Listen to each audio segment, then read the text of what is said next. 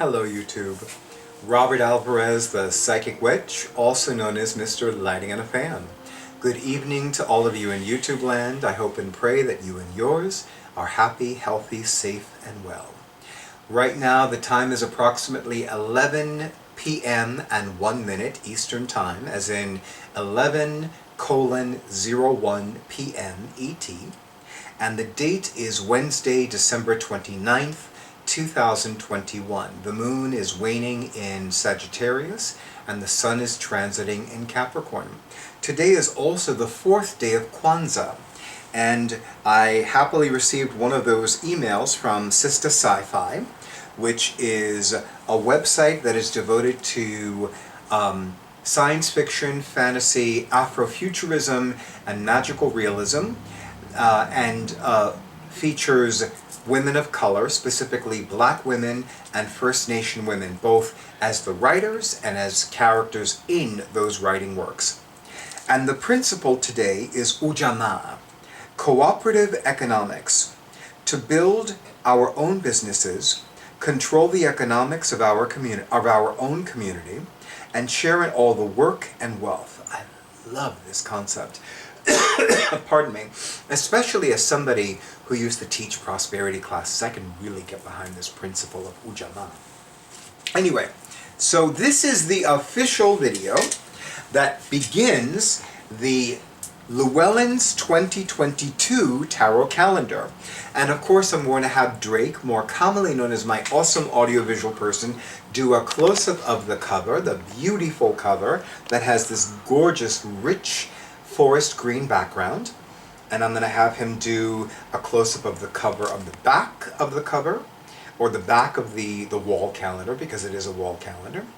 And now I'm going to have him do a close-up of the first entry. Try that again. This has no spread, so I'm going to read the blurbs. I'm going to read about the card that's featured, and of course I will share my intuitive insights about the card. So this is from the Darkwood Tarot, which was written by Sasha Graham, who I love. I happily have her two books, 365 Tarot Spreads and 365 Tarot Spells, and the artist is Abigail Larson. So, the Fool. The Fool invites you to take a leap of faith, even if it is only one step outside your comfort zone. You may go into the experience with little foreknowledge, but will return with wisdom. I think those of us who've studied the tarot or learned about the tarot traditionally, we are familiar with the allegory of the Fool's journey. And I want to have Drake, more commonly known as my awesome audiovisual person, do a close-up of the Fool card from the Darkwood Tarot for a moment, just because I want to illustrate something. In most tarot decks, especially tarot decks that follow a Rider-Waite-Smith imagery system, you see the Fool about to walk off the cliff. That is because the Fool's faith in the divine is so strong that it walks off the cliff willingly, because as per the allegory of the Fool's journey, when the Fool lands back on solid ground, terra firma, the Fool transforms into the magician. I remember happily participating in my personal psychic advisor Roger Pratt's Tarot 123 course more than 20 years ago. And during the first class, where he focused on the major arcana, he talked about that there were once tarot decks that had two Fool cards. One preceded the Magician card, and one came after the World card. And the one that preceded the Magician had an empty bag. The one that came after the World card had a full bag. And I love that in this particular tarot card, we have a black cat and we have what looks to be like a fox. So I find it fascinating that we have two animals, not just one, and not the traditional dog. Now, one of the things that I've always found intuitive about the Fool card is that it is about new beginnings, new opportunities, new adventures, and new insights. But interestingly enough, one of the practical, or one of the more mundane matters that's come up for me in the Fool card is that if the client is female and does not want to become pregnant, she needs to take precautions accordingly. Conversely, if the client is male and does not want to sire children, then he needs to take precautions accordingly. So it is a card that could represent new life energy literally as well. And the spirits are like, drink some seltzer. So I'm going to drink some seltzer. Hydrate and lubricate. They're not saying that, I'm saying that. Well, actually, maybe they are saying it, and then I'm relaying it. Hydrate and lubricate. Symbol, the fox. I was correct, it is a fox. Traditionally, the Fool has a dog companion, replaced by a cat in this deck. The fox is an additional companion and represents cleverness, a useful quality when facing the unknown. So let's run with that for a moment. So a fox is a canine, not unlike a dog, or a wolf for that matter. And the fox represents cleverness, cunning, insight. So what is the fox reminding us about? Wit, our intelligence, our creativity, our cleverness, our cunning.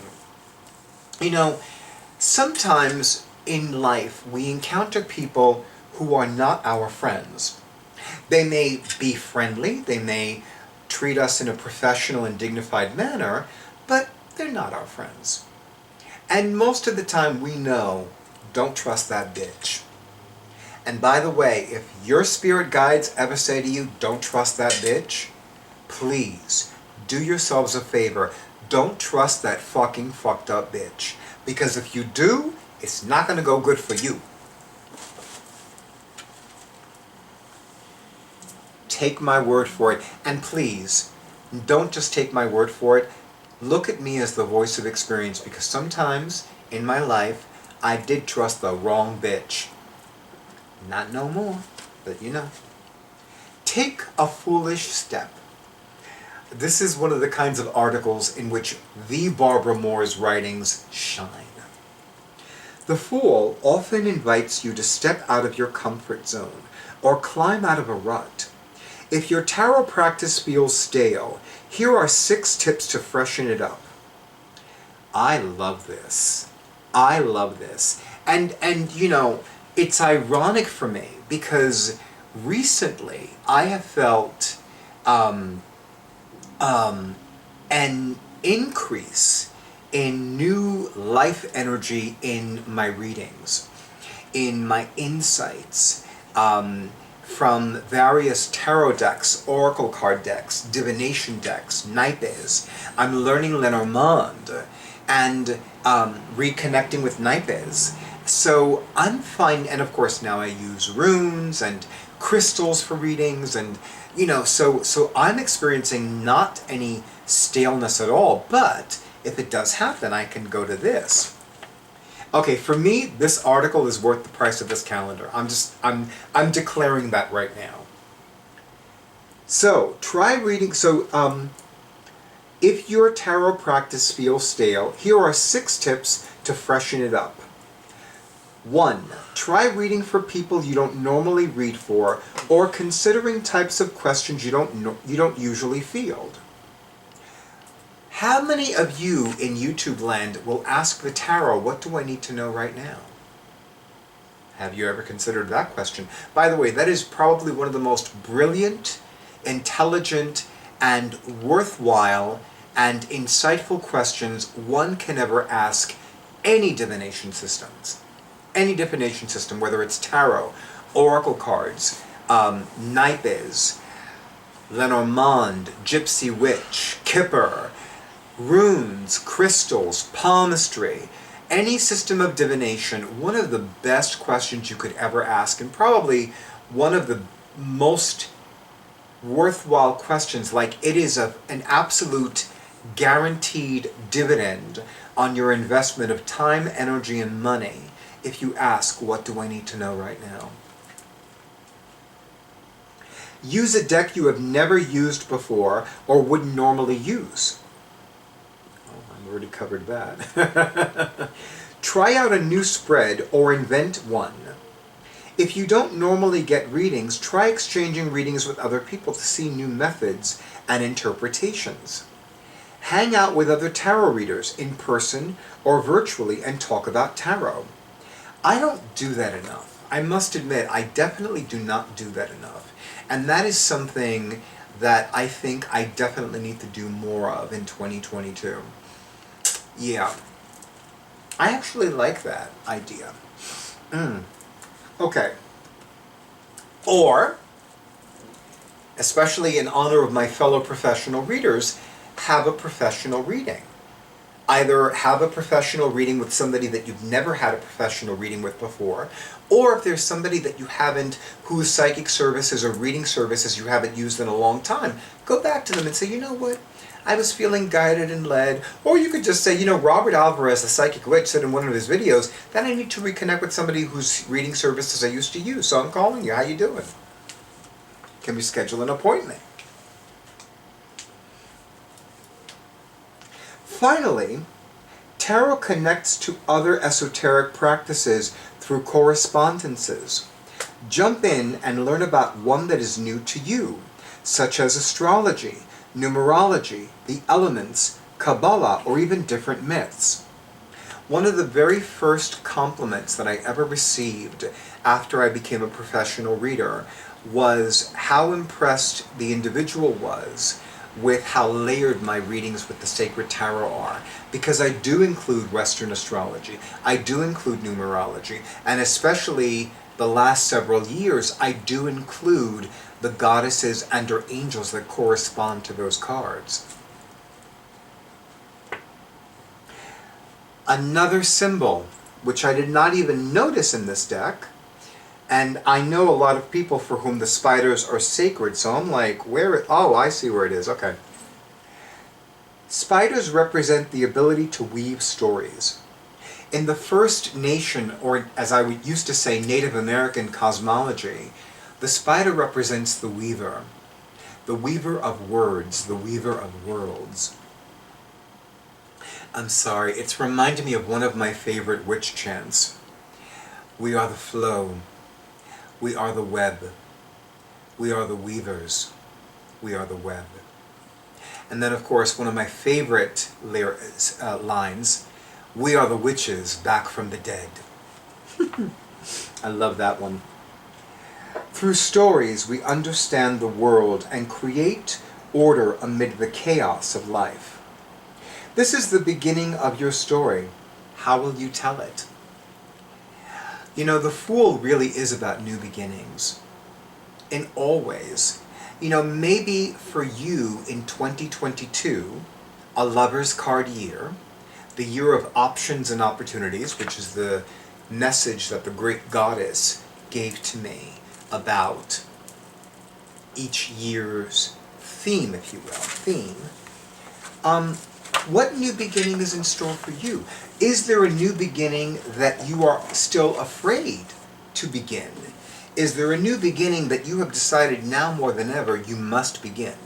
Like no matter what. And is there a new beginning in a certain area of your life? For example, if you've been in a romantic relationship or a marriage for, let's say, more than 6 years, do you feel like you're ready to create something new in that romantic relationship or that marriage? Maybe do something new that you've never done before. Maybe travel to a place you've never visited before. Or even just begin to prepare. Maybe you're not ready to travel to another place before or a new place because of COVID-19 or because of finances or because of career obligations or what have you. Maybe now is a good, 2022 is a good time to think about, like, where do we want to go? How much do we want to spend there? Like, how long do we want to spend there? That kind of thing. And then, of course, oh, Miss Squeak Toy, Bast. Bast, I often refer to as Miss Squeak Toy because she makes these squeak toy sounds, which I think are super cute. And Drake, more commonly known as my awesome audiovisual person for my YouTube videos, finds adorable. And I am more than happy to have Bast be heard and seen in my videos, as she wants it, you know. But anyway, so I feel guided and led to say, really look at what new beginnings you can create for yourselves in 2022. As always, I am immensely, massively thankful to Llewellyn Publications for publishing a tarot-themed annual after not having done so for more than a decade. It makes me exceedingly happy, delightfully happy, massively pleased, filled with delight, divine delight, and delicious delight. It just makes me supremely happy to see another tarot-themed annual after more than a decade. And you know, now one can pre-order the Llewellyn's 2023 tarot calendar. I mean, today is Wednesday, December 29th, 2021, and I saw the link on Llewellyn Publications website to pre-order the 2023 tarot calendar 2 weeks ago, 3 weeks ago, I think it was 2 weeks ago. And I was like, oh my goddess, this makes me so happy. I mean, that was one of the most beautiful things I saw that day, especially on the internet. I was like, yes, yes, yes. So please, I'm going to say it again. If you love the tarot, if you are in lust with the tarot, if you want to deepen your connection with the tarot, if you want to learn something new about the tarot, if you want to freshen up your tarot practice, if you want to give a gift to somebody who loves the tarot, who collects tarot decks, who is in lust with the tarot, if you want to make a tarot lover supremely happy, this is one of the best gifts to do that. And again, I feel the need to point out that a publishing house is more than happy to publish something if the interest is there. How do they know there's an interest? People spend money. Dinero, moolah, bread, dough. So if you want Llewellyn Publications to continue to publish their tarot-themed wall calendars, then you need to make sure that you buy them. And that you spread the word online and off, that it's like, yeah, the more people who buy them, the greater the chances they'll keep publishing them. I have the 2018, I have the 2019, I have the 2020, I have the 2021, obviously, I have the 2022, and you know I'm going to have the 2023. And I will tell you that it just makes me so happy to see it. It just really does. And of course, thank you to Barbara Moore, the Barbara Moore, for writing all of the wonderful spreads and insights and articles in this tarot calendar. It is officially titled, or rather officially subtitled, Insights, Spreads, and Tips by Barbara Moore. And of course, thank you to all of you in YouTube land for all the likes, all the comments, all the shares, and all the subscriptions to my YouTube channel. And of course, an extra big and bountiful thank you to all of you who have scheduled your sessions, and to all of you who have bought me a coffee. I wish all of you a beautiful night, a wonderful week, a happy holiday season, a happy new year, and of course, stay tuned for the next video.